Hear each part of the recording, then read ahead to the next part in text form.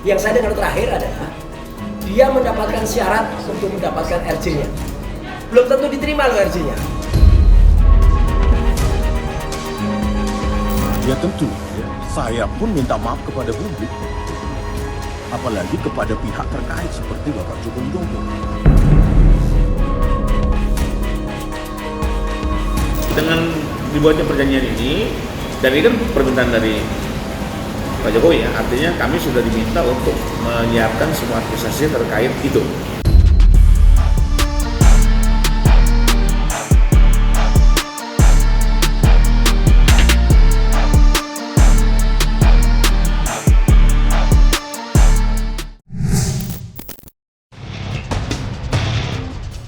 Manuver Rismon Sianipar yang berbalik arah dengan mengajukan restoratif justice pada Joko Widodo alias Jokowi tidak akan membuat Roy Suryo dan Dr. Tifa menyerah, apalagi mengikuti jejak Rismon untuk mengajukan permohonan restoratif justice.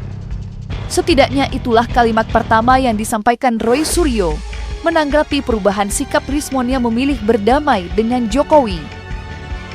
Roy Suryo mengaku tidak gentar meski ditinggal kawan seperjuangannya. Bersama tim kuasa hukumnya yang baru, Roy Suryo tetap pada tujuannya untuk mengungkap ijazah Jokowi yang diragukan keasliannya. Pernyataan deklaratif Roy Suryo sontak menambah suhu konflik dengan Jokowi bertambah panas. Kehadiran Rismon di barisan Jokowi disinyalir akan mewarnai perseteruan yang sudah berbulan-bulan lamanya menemukan momentumnya. Lantas, apa tanggapan Roy Suryo dengan langkah yang ditempuh Rismon yang memilih berdamai ketimbang bertarung di pengadilan? Saya mengamini dan juga saya sangat sepakat dengan tadi yang sudah disampaikan oleh tadi pada press conference kan ada statement dari Mas Refli Harun, kemudian disambung Pak Wirawan, ya. Kemudian tadi yang saya sempat dengar adalah ketika teman-teman menanyakan apakah mungkin saya mengajukan RJ atau tidak. Saya ulangi jawabannya Pak Refli tadi, ya. Sepanjang komunikasi terakhir, betul. Dan memang ini komunikasi dan buktinya saya ada di sini. Ya, itu insya Allah 99,9% saya tidak akan meminta RJ. Pasti kita pengen ekspresi, mengedepankan estetika. jelas tadi mendengarkan. Saya menghimbau, sekali lagi saya menghimbau kepada pihak lain yang terlibat dalam permasalahan ini untuk segera membuka hati dan pikiran agar dapat mengikuti langkah yang akan saya tempuh ini. Tapi kalau tetap masih meyakini nggak mau RJ, ya menurut semua hak semua orang. Yang penting kita semua sudah saling mengingatkan, dan menurut saya kan ini juga perkara harus ada ujungnya. Entah setelah lebaran, entah sebulan lagi setelah lebaran, we don't know. Tapi perkara ini kan seperti gerbong kereta yang terus berjalan, hanya tinggal menunggu waktu. Dan kalau sudah masuk ke persidangan, semuanya menjadi sulit. Mungkin tidak semudah itulah artinya untuk mengumpulkan RJ. Sekalipun RJ pun masih dimungkinkan ya dalam persidangan. Ini kan mereka kan nggak mau RJ, nggak mau SP3, yang maunya harus dibatalkan. Ya, itu kan kehendak mereka. Roy Suryo dalam konferensi persnya mengaku tidak ciut atau mundur dari arena pertempuran dengan Jokowi terkait tudingannya mengenai ijazah Jokowi yang diklaimnya 99% palsu. Dan saat disinggung mengenai berkas perkara yang dikabarkan akan segera dilimpahkan Kejaksaan Tinggi DKI, Roy Suryo dan kuasa hukumnya, Refli Harun, menyebut jika penyidikan terhadap Roy Suryo tidak layak diteruskan. Refli Harun bahkan dengan tegas menyebut masa pemenuhan keterangan saksi dan ahli sudah lewat 14 hari. Dari situ, Refli menilai kasus tersebut tak layak untuk diteruskan apalagi naik ke persidangan. Wah ya nggak apa-apa lah, biar aja yang namanya. Ada tambahan gini ya. Nanti bisa ditambahkan oleh teman-teman lain. Begini, kalau berkas P21, kami sudah menyatakan bahwa seharusnya kasus ini dihentikan. Iya. Kenapa dihentikan? Karena sudah lewat tenggang waktu. Berdasarkan KUHP lama, kan undang-undang ini kan kasus ini diproses dengan KUHP lama karena sudah dalam tahap penyidikan ketika undang-undang yang baru ini diundangkan. Nah, di kohab lama tersebut untuk mengembalikan ini waktunya 14 hari. Lewat lah. Udah lewat. Jadi setelah P19 itu 14 hari diberikan waktu sebenarnya untuk melengkapi apa-apa yang kurang. Dan kalau dikembalikannya pada tanggal 26 Januari saya bilang, apa 27 Januari, karena menurut informasi yang kami dapatkan pada hari ke-13 dikembalikan. Sementara kita tahu diajukan oleh penyidik itu pada tanggal 13 Januari. Ditambah 13 26 berarti kan? Nah, ini sekarang tanggal berapa sekarang? 13 juga. Sekarang tanggal 13 juga. Hari Jumat juga, Friday the 13th. Ya, 13 juga, tetapi sudah 2 bulan. Bukan lagi 13 Februari, tapi sudah 13 Maret. Nah, karena itu kalau berdasarkan Undang-Undang Nomor 8 Tahun 1981, maka seharusnya kasus ini sudah tidak layak menjadi tindakan. Apalagi di hulunya kami sudah mengatakan kan ini melanggar Undang-Undang Perlindungan Saksi dan Korban, karena kasus ini diproses ketika proses di Barreskrim belum selesai mengenai pengaduan jasa palsu. Jadi itu yang bisa kami tambahkan. Untuk Pak Jokowi, ini pertanyaan dari Pak Jokowi kan? Betul. Untuk laporan Pak Jokowi, ya saat ini on the track, tentunya akan terus diperiksa beberapa saksi. Kemudian yang paling mendasar adalah bahwa kasus ini masih dalam tahap penyidikan. Jadi kalau ada isu-isu atau ada opini yang dibangun oleh orang-orang yang tidak bertanggung jawab, termasuk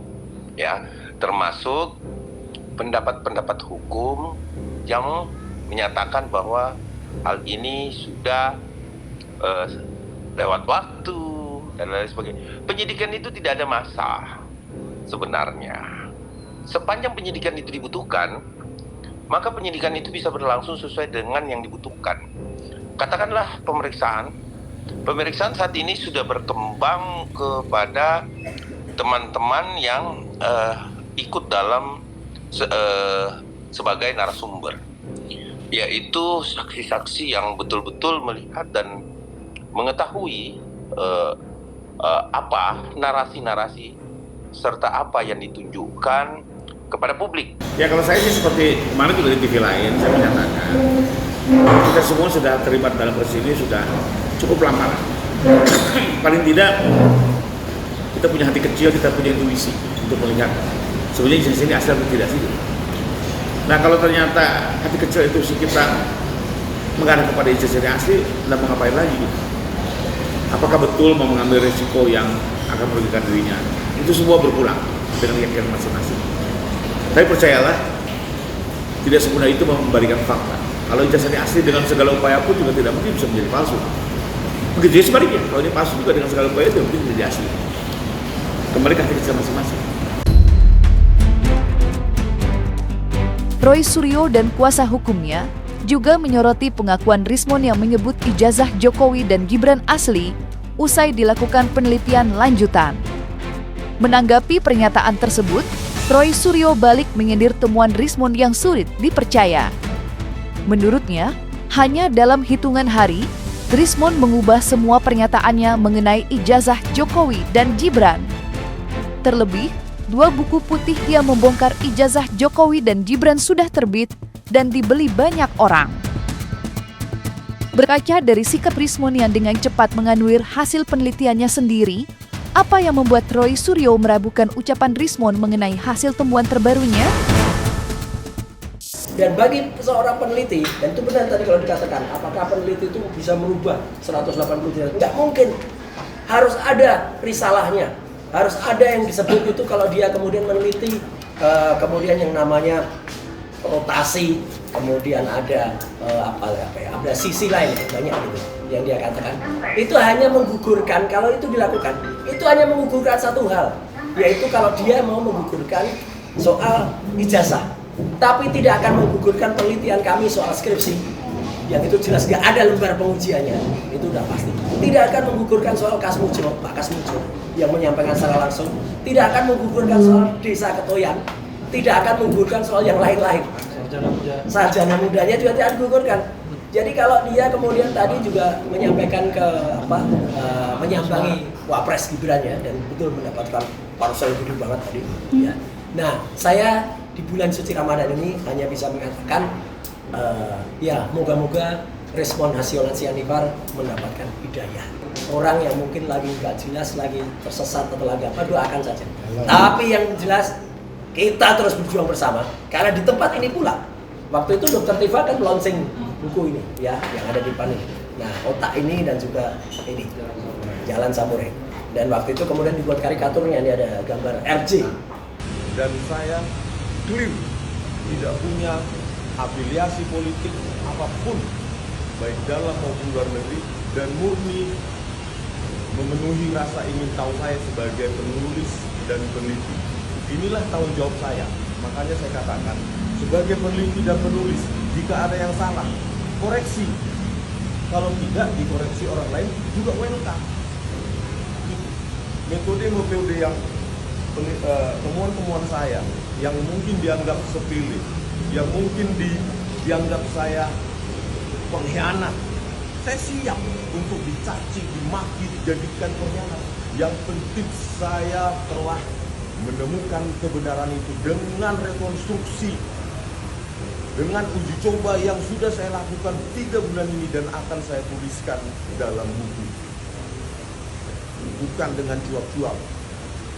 Saya akan menuliskan 2026 semoga bisa selesai. Saya katakan tadi kepada Mas Wapres, ya, penembusan saya atas semua hiruk pikuk ini, baik disebabkan oleh saya maupun yang lain, itu akan saya tebus pada keluarga Mas Wapres dan terutama kepada Pak Jokowi. Sebenarnya dalam konteks ini kita nggak bicara hianat berkhianat, kita bicara tentang sebuah sikap, sebuah konsistensi. Sebagai peneliti yang melakukan penelitian, ya tentu Rismon harus menunjukkan konsistensinya. Masa kemudian dia membatalkan atau mengatakan sebaliknya dari apa yang sudah dia bukukan? Karena ketika dia membukukan sesuatu, kan dia berpikir, dia menulis menggunakan ilmu pengetahuannya. Masa dibatalkan begitu saja dalam jangka waktu berapa hari misalnya? Maka dugaan kita, dia melakukan itu tidak dengan kehendak bebas dirinya sendiri. Mungkin dia tertekan, mungkin dia takut, mungkin dia juga ingin mencari keuntungan, kita tidak tahu. Tetapi rasanya, kalau dia mengatakan bahwa penelitiannya berkembang sedemikian rupa, dari A jadi B, B jadi C dan lain sebagainya, boleh aja. Tapi kalau semua dalil itu dia bantah, berarti kan dia bukan penelitian kredibel namanya.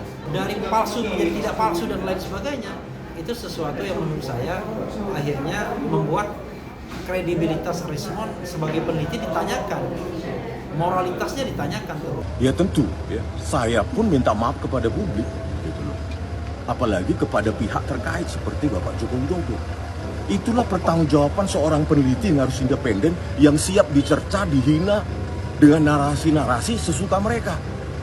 Meskipun narasi mereka tidak bisa dipertonjolkan secara ilmiah seperti saya menyajikan buku Jokowi White Paper yang saya tantang secara terbuka untuk dikoreksi dan dibentuk dalam buku juga. Karena hal itu tidak dilakukan oleh orang lain dan kebetulan saya melanjutkan penelitian saya, maka saya bertanggung jawab untuk menuliskan itu kembali. Roy Suryo tidak hanya menyinggung hasil temuan terbaru Rismon Sianipar, tetapi juga mengungkap adanya perjanjian yang dibuat antara Jokowi dan Rismon sebagai syarat perdamaian. Salah satunya, mencabut peredaran buku Jokowi White Paper dan Gibran End the Game dan menggantinya dengan buku antitesa baru yang menyatakan keaslian ijazah Jokowi dan Gibran. Bagi Roy Suryo, sikap Rismon yang mendadak berubah haluan lantaran adanya tekanan hebat yang membuat Rismon menyerah dan memilih berdamai dengan Jokowi ketimbang memilih bertarung di pengadilan. Dan berikut tanggapan masing-masing pihak mengenai adanya perjanjian yang mengingat Rismon agar tidak lagi mengulangi tindakannya. Yang saya dengar terakhir adalah dia mendapatkan syarat untuk mendapatkan RJ-nya. Belum tentu diterima loh RJ-nya. Ya, tidak. Artinya apa? Selain harus mencabut isi, menerbitkan buku baru, ya, itu tidak mudah. kemudian dia harus buat penelitian-penelitian yang lain, dan juga kemudian membuat atau mementahkan ini. Itu tidak hal yang mudah ya.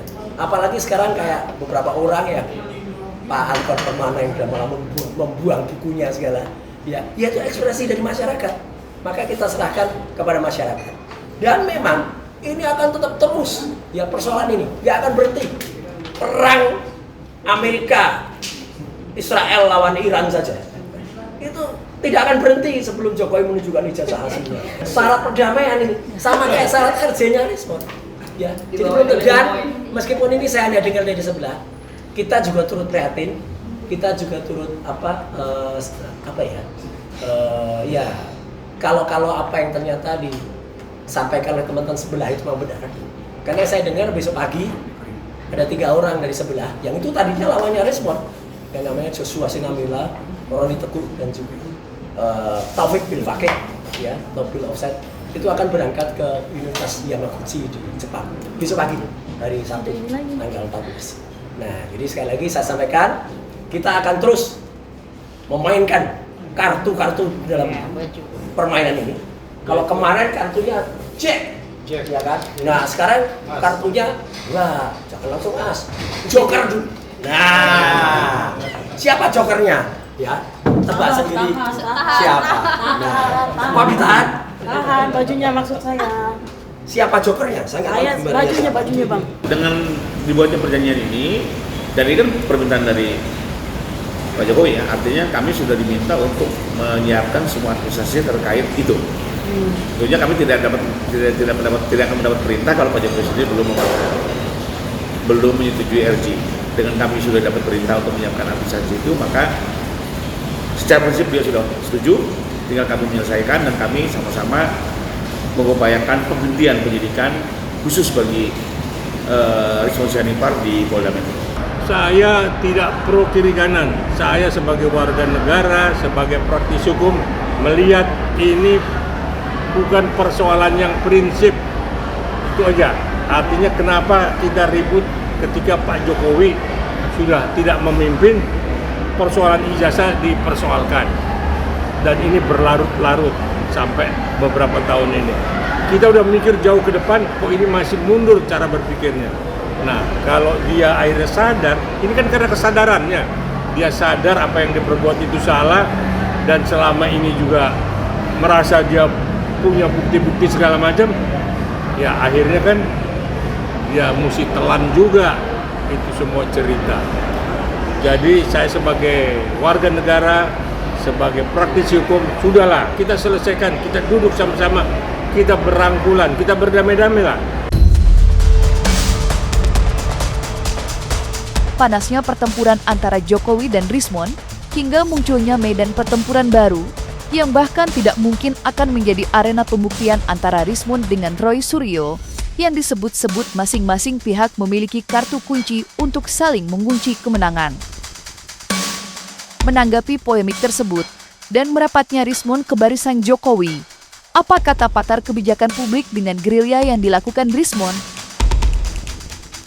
Jadi ini sangat menguntungkan pihak Pak Jokowi dan Gibran, saya kira, secara politik, karena ini semakin menguatkan bahwa apa yang dikritik, apa yang diperjuangkan oleh Roy Suryo CS selama ini memang lebih banyak tendensi politiknya gitu, lebih banyak agenda-agenda lain yang kemudian ingin mendiskreditkan Pak Jokowi secara politik, baik itu secara kekuatan politik Pak Jokowi, kelompok Pak Jokowi, yang kemudian mengarah juga pada Gibran sebagai wapres hari ini. Kemudian kita lihat hari ini Rismon juga menyatakan hal yang sama, bahwa dia tidak menduga sikap Pak Jokowi yang begitu ramah dan baik, ya kan, ketika merespon kedatangan Rismon dan memohon maaf. Dan ini saya kira sikap yang sama juga. Tetapi kita mau melihat bagaimana efek dari sikap Rismond hari ini. Kalau kita melihat memang secara politik ini akan semakin menyudutkan pihak Roy Suryo. Ini akan mendelegitimasi apa yang selama ini diperjuangkan oleh Roy Suryo dan menyatakan bahwa ijazah Pak Jokowi itu sampai hari ini mereka masih menyatakan itu palsu, dan pihak mereka juga ya sama tetap menganggap seperti Egy Sujana dan Rismond hari ini sebagai pengkhianat gitu. Tetapi efeknya memang yang terbesar menurut saya adalah akan semakin mendelegitimasi apa yang diperjuangkan oleh Roy Suryo CS.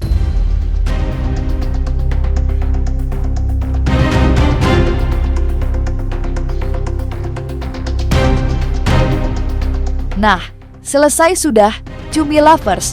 Jangan lupa untuk like, subscribe, dan juga share channel YouTube Cumi Cumi.